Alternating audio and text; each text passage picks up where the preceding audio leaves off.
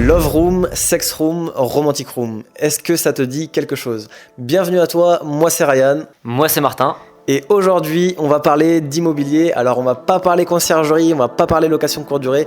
On va vraiment parler d'un marché qui est peu connu dans l'immobilier, mais très lucratif, l'immobilier atypique. Alors, quand on parle d'immobilier atypique, la première chose qui peut venir en tête, ça va être les love rooms, etc. Mais on va voir dans cette vidéo qu'il existe vraiment plusieurs manières de faire de l'investissement atypique. Donc, dans cette vidéo, on va vraiment tout aborder. Donc, tu vas voir les différents types de logements atypiques et leurs cibles. On va également voir quel est le budget nécessaire pour faire de l'immobilier atypique. Quels sont les critères à prendre en compte pour réussir son investissement, comment savoir si votre projet justement est rentable grâce au calcul du ROI et du TO, et enfin on finira de parler comment gérer son investissement atypique de manière passive. Donc du coup on commence par forcément tout ce qui va être les différents logements atypiques. Il va y avoir des logements qui peuvent être à thème, donc là qui vont reprendre par exemple des films comme des films très connus à succès, Harry Potter, Fast and Furious, etc.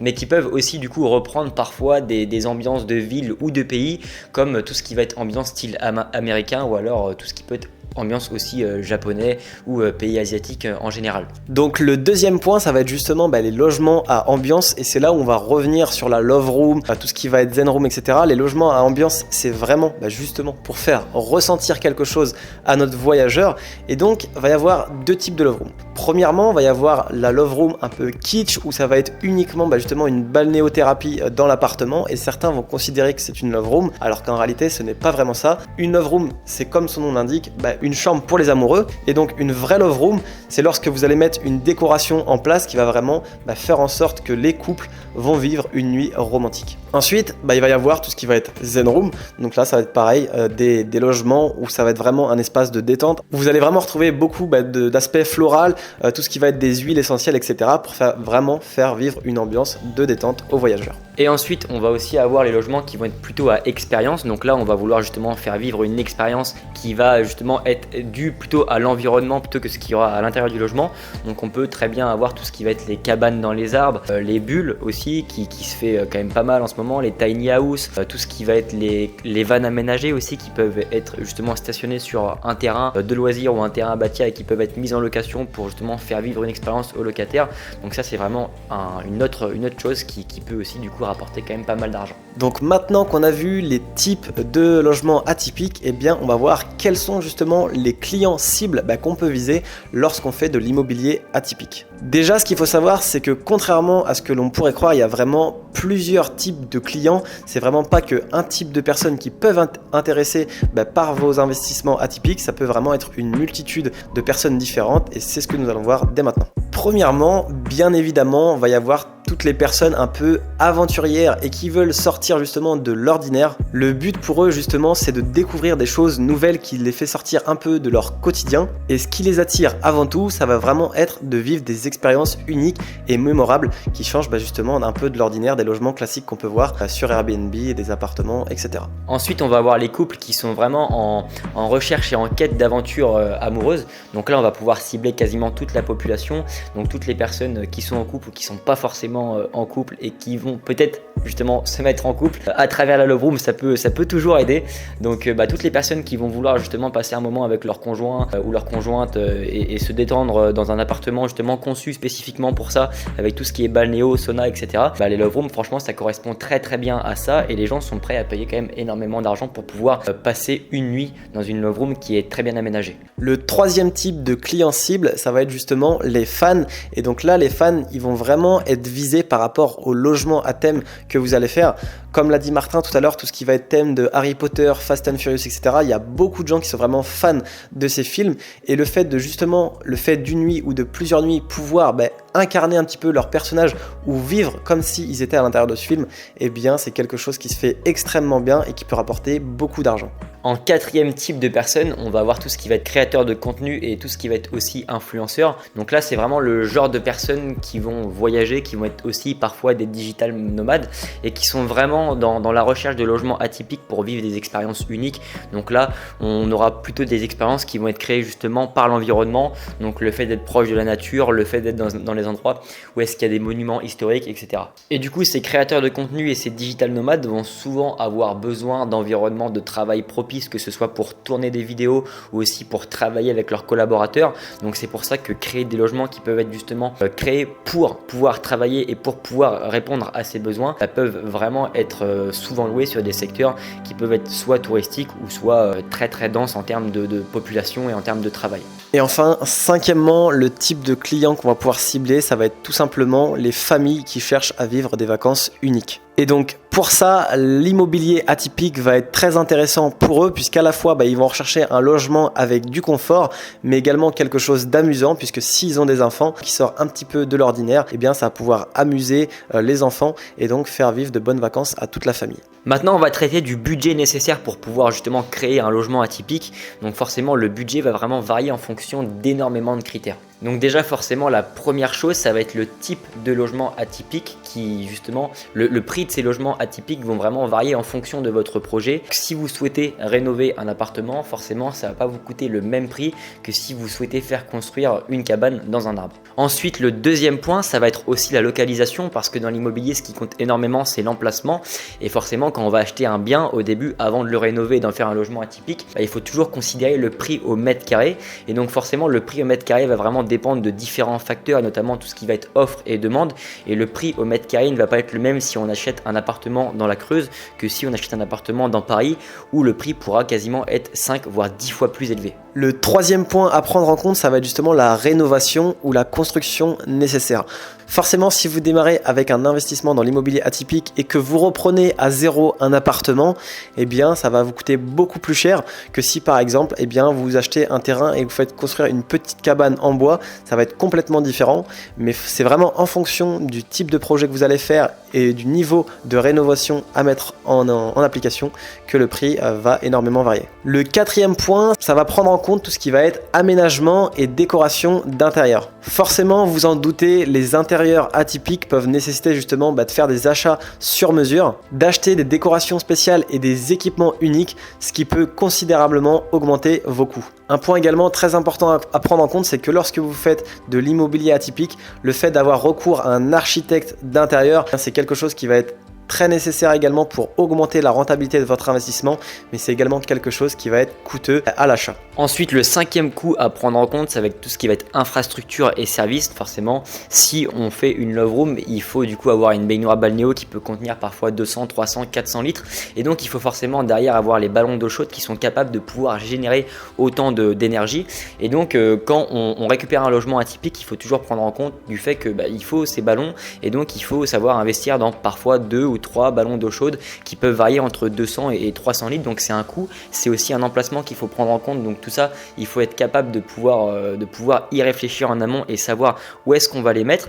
Et il y a aussi du coup aujourd'hui tout ce qui va être normes énergétiques. On pense à tout ce qui va être DPE, donc diagnostic de performance énergétique, dans le sens où plus un logement est mal classé, moins on pourra le louer du coup dans les années à venir. Et donc il faut forcément prendre en compte tout ce qui va être travaux d'isolation, tout ce qui va être changement de menuiserie, etc. Donc ça, c'est forcément des coûts qu'il faut prendre en compte quand on se lance dans un projet de rénovation. Et ensuite forcément aussi tout ce qui va être coût opérationnel et aussi de maintenance, parce que quand on récupère un logement atypique et qu'on par exemple on fait une love room, forcément il faudra faire une prestation de ménage qui sera plus poussée. Il faudra faire en sorte de parfois désinfecter le jacuzzi s'il y a un jacuzzi, peut-être rajouter des pierres pour le sauna si vous avez une zen room.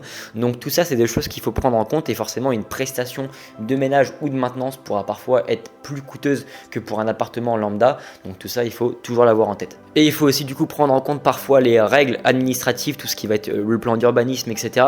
On parle surtout pour tout ce qui va être logement atypique comme les cabanes, comme les tiny house, etc. Vous ne pouvez pas vous permettre de vous prendre une tiny house et d'en poser 5 sur un terrain à bâtir qui fait 1000 m² sans avoir l'autorisation de la mairie.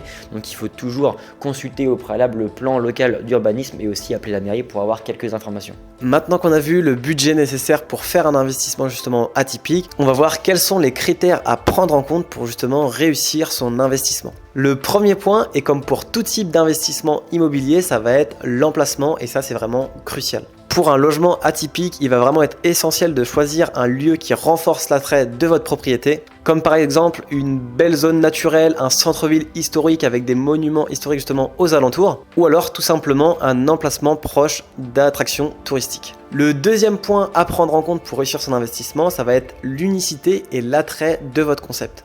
Forcément, si vous utilisez un concept qui est déjà utilisé par beaucoup de personnes, eh bien vous allez peut-être faire un peu plus de chiffres, mais pas énormément que si vraiment vous avez quelque chose qui sort du lot. Donc assurez-vous vraiment que votre concept est vraiment original et qu'il va pouvoir correspondre aux 5 types de clientèle qu'on a parlé, ou du moins à 2-3 types minimum. Et ensuite, vous pourrez faire votre concept de la meilleure des façons. Et le but également de votre concept, c'est quand même d'avoir un logement qui soit pratique et confortable pour les voyageurs. Il faut aussi prendre en compte du coup tout ce qui va être durabilité et entretien, parce que quand vous récupérez par exemple un appartement, l'appartement est vraiment dans la pierre, dans le sens où un immeuble qui a été construit à 100 ans pourra toujours tenir debout dans 100 ans s'il a été bien entretenu, alors que si vous faites construire une cabane ou vous récupérez un bungalow, le souci c'est qu'il va se déprécier avec le temps, et donc c'est pas quelque chose que vous allez pouvoir revendre, admettons 5, 10, 15 ans après au même prix, alors que la pierre prend toujours de la valeur dans le temps et le prix croît. Donc on sait qu'on pourra faire une plus-value potentiellement à la revente, ou du moins qu'on ne va pas perdre d'argent, alors que quand on récupère par exemple une tiny house et qu'on l'exploite pendant 15 ans, clairement le bien va s'amortir, va perdre de sa valeur. Et si vous avez investi 40 000 euros en 2020, en 2035, il y a des chances que le bien ne soit pas vendu au même prix. Et donc c'est pour ça qu'il faut être capable de prendre en compte la rentabilité à l'instant T, c'est-à-dire ce que vous allez gagner par rapport à ce que vous avez dépensé en termes d'investissement, mais aussi du coup au moment où vous allez revendre, parce que c'est possible qu'un logement atypique ne vale que 0 € à partir du moment où vous allez revendre. Ensuite, il faut penser à l'expérience client. Donc pour ça, rien de mieux que se mettre dans la peau justement du client et essayer de vivre 1 ou 2 journées dans votre logement atypique. Et donc pour ça, pour rajouter justement de l'expérience, des upsells, on peut par exemple penser à tout ce qui va être pétales de rose pour une love room, auquel cas on pourra justement mettre des pétales de rose sur le lit, ou aussi tout ce qui va être bouteille de champagne. Donc là vraiment le but c'est d'ajouter des choses qui met la personne et le locataire dans un logement atypique, dans une expérience atypique, donc faire en sorte que le design et que la décoration et que les upsells, donc que les plus que vous allez ajouter, vont dans ce sens. Le 6e point à prendre en compte, et là ça va être très intéressant et très important aussi pour votre rentabilité, ça va être de mettre en place une campagne marketing et un positionnement clair pour atteindre votre cible. Alors aujourd'hui on sait très bien qu'il y a les plateformes de location qui marchent très bien, notamment Airbnb et Booking, mais si vous faites de l'immobilier atypique, ce que je vous reconseille fortement de faire, eh bien, c'est de créer un site internet exclusivement bien pour votre bien atypique, mais également d'apparaître sur les réseaux sociaux comme Instagram, Facebook, faire de la publicité Facebook Ads, ce genre de choses va vraiment augmenter votre rentabilité et ça va vous permettre d'éviter de payer les commissions des plateformes de réservation. Ensuite, le 7e point, ça va être d'être flexible et de savoir adapter votre offre. Forcément, lorsque vous allez faire de l'immobilier atypique, eh bien, vous allez avoir des retours d'expérience, puisque là, vous faites justement vivre une expérience au client, et donc faut être flexible dans le sens où si vous avez des retours de certains qui vous disent ok, ça faudrait l'améliorer, ça faudrait l'enlever, c'est pas top, etc.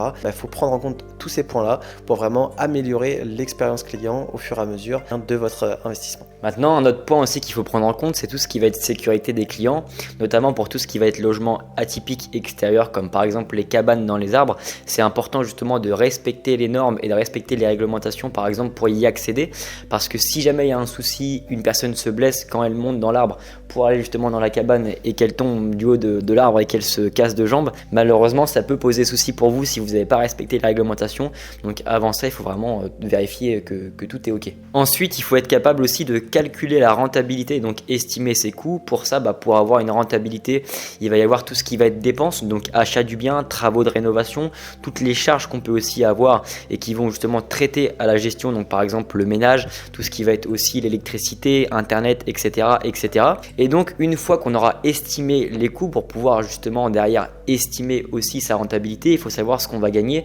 Donc là on va en parler un petit peu après, mais il y aura une estimation précise de savoir qu'est-ce qu'on peut gagner en termes de revenus locatifs avec votre appartement atypique. Et donc pour ça, une fois que vous savez exactement combien est-ce que va rapporter votre bien au mois et donc à l'année, et combien est-ce que celui-ci aussi va vous dépenser en termes de coûts, et aussi le prix qu'il vous a coûté. Là, on va vraiment pouvoir calculer le rendement locatif net, donc qui va être calculé par rapport à ce que vous allez gagner moins ce que vous allez dépenser, divisé donc x12 pour avoir justement les revenus sur une année, divisé par le prix du bien. Et donc en général, pour un logement atypique, il vaut mieux pas se positionner si vous avez un rendement inférieur à 14-15%. Donc justement, on y vient, comment savoir si votre projet va être rentable? Donc pour ça, la première chose qu'on va faire, ça va être d'estimer les revenus. Donc la première chose à faire pour estimer justement les revenus, eh bien ça va être d'estimer quel est le tarif par nuit que vous allez pouvoir appliquer. Donc justement en fonction du concept que vous allez mettre en place, mais toujours en ayant quand même un tarif qui soit raisonnable et qui soit vraiment entre un bon équilibre entre l'offre et la demande, puisque forcément que si vous faites un logement atypique mais que le prix est déraisonnable, derrière ça va peut-être pas forcément marcher. Donc il faut vraiment faire une analyse poussée de savoir exactement combien est-ce que vous pouvez facturer en termes de nuitées. Ensuite, le deuxième point pour estimer le revenu, ça va être de prendre en compte le TO, donc le taux d'occupation. Et ça va grandement varier en fonction du secteur où vous investissez, notamment les saisons, tout ce qui va être l'attrait du logement, etc. Il faut vraiment prendre en compte le taux d'occupation et faire une estimation haute, donc par exemple plus de 80%, une estimation moyenne et une estimation basse. Et donc une fois que vous savez précisément ou globalement ce que vous allez facturer en termes de nuit et en termes de pourcentage de taux d'occupation, vous allez pouvoir justement calculer le revenu potentiel annuel. Donc justement pour ça, je vous ai pris un petit exemple. Pour calculer le revenu annuel, on va faire le tarif par nuit fois le nombre de nuits, donc le taux d'occupation. Et donc imaginons que vous avez investi sur un logement Harry Potter de 30 mètres carrés et que vous louez ça 120 € par nuit. Que vous avez un taux d'occupation à 80%, ce qui peut être très raisonnable puisque du Harry Potter, c'est quelque chose que les gens adorent. Donc que vous louez ça 24 nuits à 120 €, ça va vous faire un revenu de 2880 € par mois. Ensuite, vous faites x12 et ce qui va vous donner 34 560 € de revenus annuels en termes de prévision. Et donc du coup à ce revenu forcément il y aura des charges et il faut du coup déduire les charges à ces revenus pour savoir ce qui va vous rester vraiment net dans votre poche avant impôt. Et donc il y aura différents coûts, il va y avoir les coûts fixes et aussi les coûts aussi variables. Et donc pour tout ce qui va être coût fixe, on va penser à tout ce qui va être assurance de crédit, aussi le crédit si vous avez un crédit sur le bien immobilier, tout ce qui va être assurance PNU, donc propriétaire non occupant, parce qu'il faut absolument assurer votre appartement lorsque vous allez le louer en location courte durée. Et ensuite on va aussi du coup avoir les coûts variables. Donc là qui vont vraiment dépendre de la saison parce que forcément on consomme plus d'électricité en hiver qu'en été pour le chauffage, donc potentiellement du coup on aura des factures qui vont être plus élevées. Tout dépend aussi si vous êtes chauffé au gaz, tout dépend aussi du coup du nombre de séjours que vous allez avoir sur place pour calculer aussi les prestations de ménage. Il faudra prendre aussi du coup en compte la commission de Airbnb et Booking qui prennent eux 15%, donc au final dans l'histoire entre parenthèses c'est eux qui gagnent le plus d'argent. Du coup si on reprend l'exemple de la chambre Harry Potter et si on globalise les coûts, on peut assez facilement ou peut-être un peu plus, un peu moins en fonction de votre secteur parce que ça va vraiment dépendre aussi du crédit que vous avez contracté sur l'appartement. On peut globaliser à environ 1000 € par mois mais c'est vraiment très très subjectif. Donc pour tout ce qui va être coût de crédit, électricité, etc. On va aussi avoir du coup les frais de Airbnb qui vont être 15% des revenus du coup qu'on a dit un petit peu plus au-dessus, ce qui va représenter en gros 6620 € par an. Et donc si on globalise les coûts, on va être en gros à 18 220 €. Donc c'est vraiment une estimation subjective, ça c'est à vous de le faire, mais il faut vraiment considérer les différents coûts pour pouvoir savoir exactement combien est-ce que vous allez dépenser. Donc troisièmement, une fois que vous avez justement l'estimation des revenus annuels, mais également des charges annuelles que vous allez mettre en dépense pour cet investissement, on va pouvoir calculer votre rentabilité nette. Et donc pour ça, rien de plus simple, ce qu'on va simplement faire, ça va être de soustraire les revenus que vous allez générer, moins les coûts que cet investissement va vous coûter. Et donc du coup, si on reprend notre exemple de l'investissement Harry Potter, on était à 34 560 € d'estimation de revenus générés pour 18 220 € de charges, ce qui nous faisait 16 340 € par an. Et donc si on divise par 12 pour avoir ça par mois, on est à 1360 € par mois. Une fois qu'on a ça, on va pouvoir faire le calcul du rendement, donc le ROI. Et donc pour calculer justement ce rendement, il va falloir prendre en compte tous les achats nécessaires qui ont été mis en œuvre justement pour cet investissement, notamment l'achat de la propriété, les frais de notaire, les frais d'agence, etc., etc. Et donc, si on prend un exemple que l'appartement de 30 mètres carrés Harry Potter vous a coûté 75 000 € frais d'agence inclus, donc plus 8% de frais de notaire, donc ce qui nous fait un achat à 81 000 € du coup, plus 49 000 € de travaux, donc ça nécessitait justement tout ce qui était la rénovation du bien, etc. pour que ça fasse vraiment une expérience Harry Potter et qu'on compte la déco à l'intérieur de ces 49 000 €. On arrive sur un investissement total à 130 000 €. Donc une fois qu'on a ça, donc le calcul du ROI, eh bien ça va justement la rentabilité nette divisée par l'investissement initial fois 100. Donc ce qui nous donne 16 340. Donc ça c'est vraiment la rentabilité nette que vous avez fait. Donc les revenus annuels moins les dépenses, moins 130 000 €. Donc le coût du bien plus les travaux, etc. fois 100, ce qui nous donne 12,57% par an. Donc là, bien entendu, c'est vraiment une estimation qu'on vous a donnée, puisque comme l'a dit Martin, si vous faites de l'investissement court durée et de l'atypique, on peut aller bien au-delà des 12,52% par an. Donc là, il faut vraiment prendre plusieurs facteurs en compte, qu'il faut avoir un facteur optimiste, un facteur neutre et un facteur pessimiste, et en fonction de ça vous jugez si oui ou non votre investissement va être rentable. Donc pour pouvoir justement estimer combien est-ce que vous allez gagner avec votre logement atypique, ce qui peut être fait, et ça c'est très simple, on va du coup se référer par rapport à tous les biens qui vont être sur le marché, qui proposent exactement les mêmes services que vous, essayer d'analyser un petit peu, voir combien est-ce qu'ils louent chaque mois en termes de nuitées et aussi en termes de prix. Et donc pour ça on peut utiliser assez facilement Airdna, qui est un logiciel qui référence justement tous les biens sur Airbnb et qui référence aussi du coup leurs recettes locatives. Et donc ça nous permet justement d'avoir de la visibilité sur ce qui rentre en termes de revenus, et donc de pouvoir assez facilement derrière estimer ce que vous allez gagner avec votre bien. Et il faut forcément aussi du coup prendre en compte tout ce qui va être facteur non financier, donc les réglementations qui peuvent être mises en place justement sur votre marché, parce qu'aujourd'hui le Airbnb du coup est de plus en plus restreint, donc tout dépend des secteurs. Il y a des secteurs qui vont vouloir justement favoriser le tourisme, mais pour la plupart du coup des villes qui sont assez tendues en termes de demande pour la location longue durée, où les personnes ont des difficultés à se loger, forcément c'est possible qu'à l'avenir il y a des restrictions. Donc tout ça il faut vraiment en prendre en compte et aller sur un secteur où est-ce que vous savez que le tourisme est un facteur important pour la ville dans l'avenir, dans le futur, parce que si demain vous avez une restriction par rapport à votre location courte durée et que vous ne pouvez plus la louer en Airbnb, forcément une chambre Harry Potter aura aucun intérêt en location longue durée. Ensuite, une fois que vous avez investi justement et que votre logement atypique est en place, vient la question de savoir comment gérer ce bien justement de manière passive. Et donc justement par rapport à ça, on va pas vous expliquer dans cette vidéo comment faire, puisque si vous avez déjà regardé nos vidéos, eh bien vous savez qu'on a une conciergerie Airbnb. Avec Martin, ça fait plus de 2 ans qu'on gère plus de 30 biens immobiliers sur Airbnb, et ça de manière vraiment très passive. Donc si jamais ça vous intéresse bien de savoir comment gérer un appartement sur les plateformes de location courte durée, eh bien vous allez juste à cliquer sur le lien de cette chaîne et aller voir nos différentes vidéos. Voilà, j'espère que cette vidéo sur l'immobilier atypique vous aura plu. C'est quelque chose que personnellement on a fait avec Martin cette année, puisque on a un appartement qui est justement en cours de rénovation actuellement.